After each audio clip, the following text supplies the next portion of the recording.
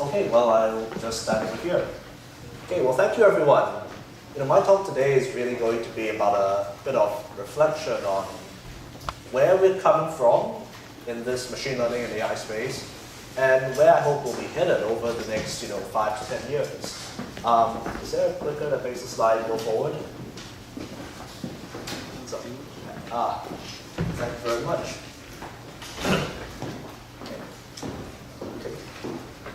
I think to draw a parallel with where we are, it's instructive to compare us to another technology that's actually prevalent in our everyday life. It's actually steam power, whether or not you realize it. And that's something that was kind of invented about 2,000 years ago when a guy called Qirong from Alexandria, he made this cute little thing here. I don't know if the video plays. I guess didn't work with the Mac over here, so that's okay. You have to imagine that this thing is spinning round and round. And it turns out that this thing, which was, you could almost consider a toy, it works sometimes, and in terms of practical applications, I'm happy to say that 2,000 years after this was invented, the only application it's ever been used for is your kid's science project in high school. Now, about 1,700 years later, people made the first serious attempts to scale up the use of steam in industry, and this was about Isaac Newton's time, so the engineering and physics principles were fairly simple, but people had a lot of enthusiasm. They built these very large contraptions that were big, bulky, pretty much limited power. And it turns out that every one of these things they built it for a very specific application, the most popular of which was pumping water out of mines, pumping water out of rivers, basically. So it was kind of a period of time where people were engineering, maybe almost over-engineering some of their solutions to do one thing and do it very well, but every time they needed to do another problem, some of which hadn't been invented yet, they just basically started all over again, pieced together another contraption that looked something like this, but it's completely different. So it took about 100 or so years before the first truly standard steam engine was invented. That was called Cottage engine. It was very carefully and very intentionally engineered for multi-purpose use, and because of that, it was actually universal. It was actually able to plug into multiple industries which had seemingly no relation to each other, from agriculture, metallurgy and metalworking, textiles, ships, transportation, trains.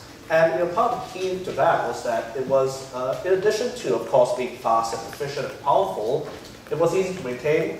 It kind of operated under any workload. And so it became the first truly universal steam engine in the world. It crossed multiple industries. It brought together industries that we had no idea had any connection before that. And today, I want to mention that steam power lives on today in modern steam turbine. It's pretty much an indispensable part of industry.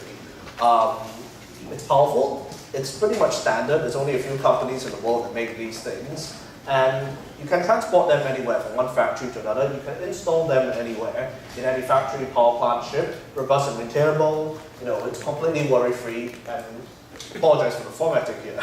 It's completely worry-free. You install, you basically forget that.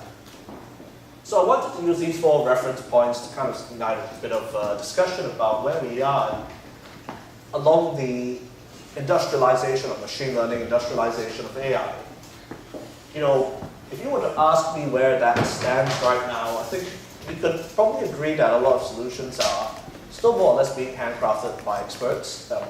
Some of those solutions make it into great business ideas, and you make a startup around that, or you make a product around that. And for a lot of other solutions that aren't at that level of maturity, you basically install this thing, and then you keep manually tuning it. So there's this old joke that goes in the deep learning community that you've got a deep neural network, so it's not working. You hand it over to your favorite professor, he makes it start working, he hands it back to you, it stops working. So, well, you've got to bundle then some kind of data scientist or machine learning engineer with the product. In fact, speaking of bundling machine learning engineers with product, I'm from Pittsburgh, so I sit in Uber self-driving cars all the time. They go even further. They bundle 2 engineers for self-driving cars. Fantastic. I'm not kidding, they really have 2 engineers per car. So, there's really no standard product seen across industries today. I mean, we all have our favorite solutions in certain areas, like especially in the technology sector, and there's a certain set of solutions we converge into. You go a little bit further, manufacturing, utilities, telecoms, fintech. People don't have a standard answer. Sometimes they don't even know what problems they're talking about, and that really leads to another question. What's the realistic expectations of AI? What are the realistic expectations that people, say outside the Bay Area, outside the technology industry have? If I were to venture a guess, I'd say we're probably here in terms of development. We're at a point where people are building these single applications. They're doing a pretty good job of it. We're not yet at the point where we're starting to see truly standard products penetrate any part of the market, let alone even make many of the other industries aware that you can have a standard product. There's a very standard way to use these things. And speaking of realistic expectations, do we expect things to go the same way most technologies have gone in the past, to increasing standardization, to increasing transportability, increasing the ability to just put it anywhere and run?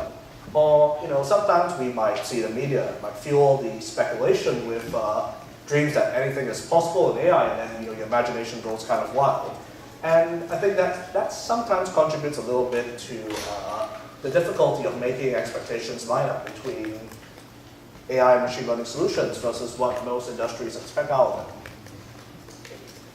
And I wanted to talk a little bit about what one of the pain points is, and one of the reasons why we're at that level of standardization that's like Newton's time versus the Industrial Revolution time in 1850.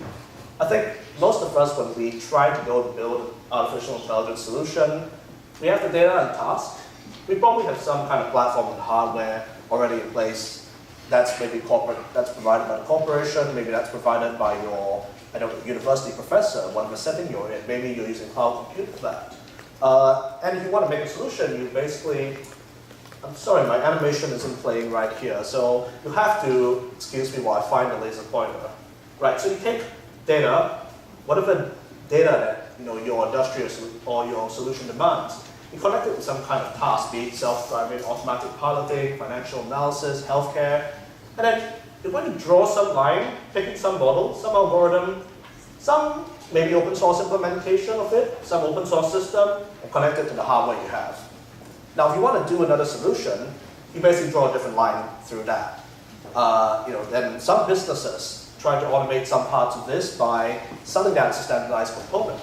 But what I think we're not seeing is a product that really covers this entire space, which is the space that most folks in the world don't need to know or don't need to care about. They don't need to care about the data, the task, and whatever hardware they have available they're going to buy.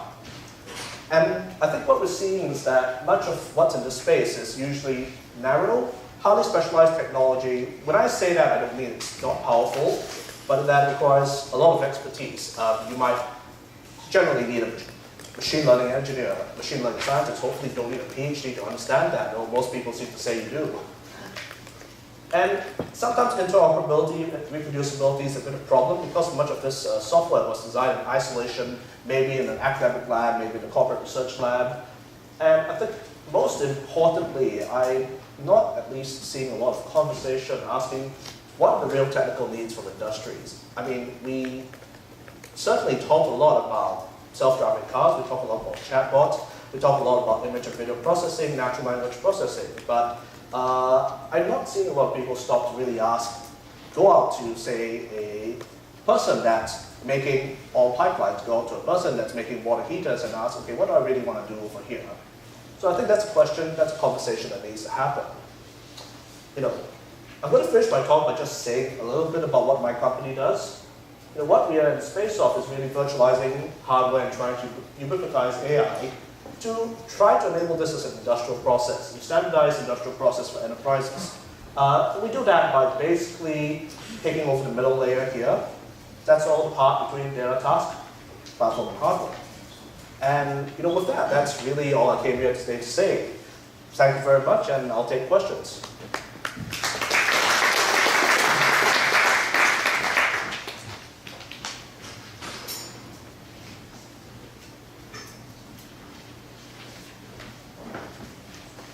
Okay, thank you. Yes? Give us an example of how a customer has used this platform. Okay, so the question was give us an example of how the customer has used the platform. So, a little bit about the history of our company.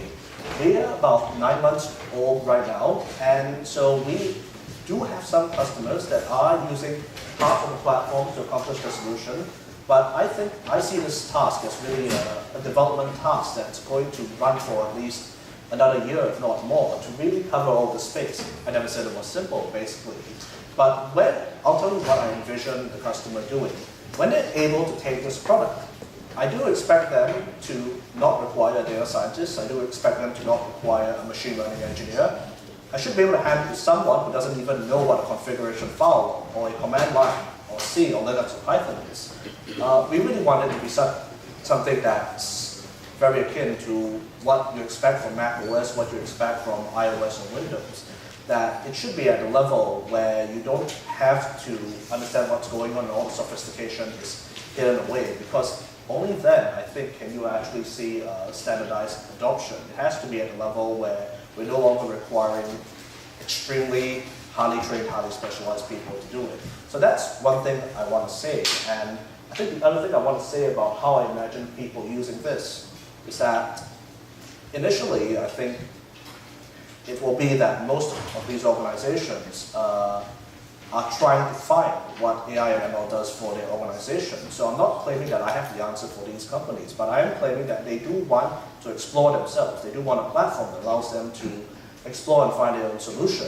And to do that, they need a platform that they can experiment with easily, but that doesn't require them to, how should I put it? I think an example I can give is that we've had conversations with folks that say, well, I have 50 data scientists, but I have 1,000 business analysts, like 1,000 MBAs. The MBAs do no programming, so what are they going to do about this? I think that's their target audience. Thank you.